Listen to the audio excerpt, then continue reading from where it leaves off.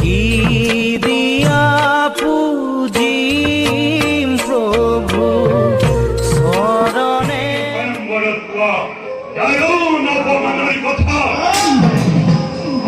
নীরব সৃষ্টি হয় তীব্র উত্তেজনায়, যাদের প্রতি ক্ষুধারবণী তপ তপ করি আর তার লেলিহাঙ্কি খায় সরকার করিব খুঁজে সমগ্র বিশ্বব্রহ্মাণ্ডর অপমান।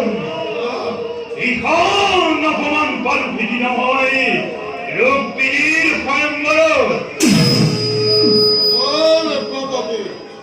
দৈত্যরাজ হরবরে সম্মুখে কৃষ্ণ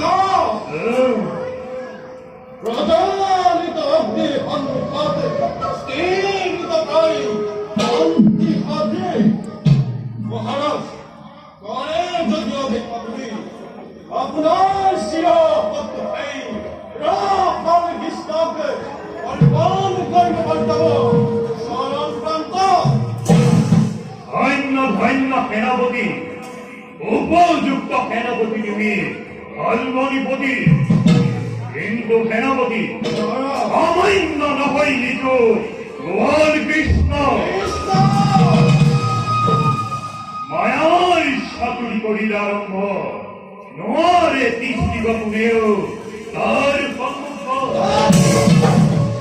উদর কণ্ঠগ্র নামে আছে অস্ত্র তার হাত, প্রহার করিলে সেই অস্ত্র দেখে সকলে ঘোর অন্ধকার।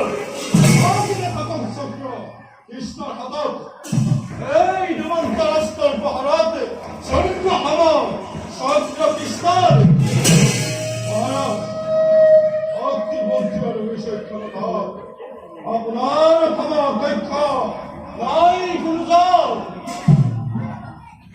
এই কথাও স্বীকার নগর সেনাপতি জড়সংঘর ভয়ত তস্তমান হয়ে আশ্রয় লয় ওই কৃষ্ণই মথুরাবতীর সঙ্গে কাল যমনের দরে পরাক্রমী যুদ্ধক অতি সাধনায় পাতালে পতন। কৃষ্ণই আদি বজ্রঘাত সে আমার ছিল অদ্বিতীয় মহান পুরুষ বলিতি জগৎ ইয়ে পরিচয়। পৃথিবীর মুখ্য মানব আর সরকার সেই কপতিয়া দেবতা ঈশ্বর দেবতা বলি করে কৃষ্ণের অসম্বন্ধন। দেবতা দেবতা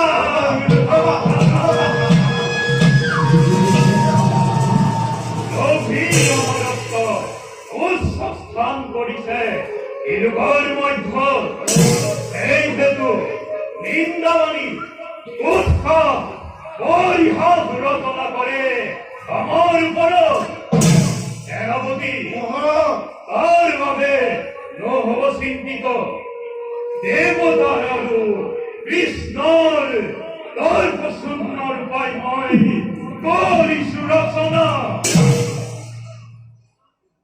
প্রতাপ চন্দ্রপতি সেনাপতি বলছি এই জন্ময় তপস্যার হেতু চিত্ত বুদ্ধি লই দুষ্ট করি দেব পশুপতিক লোমময় বিশ্ব দৈব লোমময় কৃষ্ণ ধর্ম তার পাশর নদ গর্বী দেবতা বিধান দাপতর সিংহ যখন সৃষ্টি করি তিলকর নজর বলয়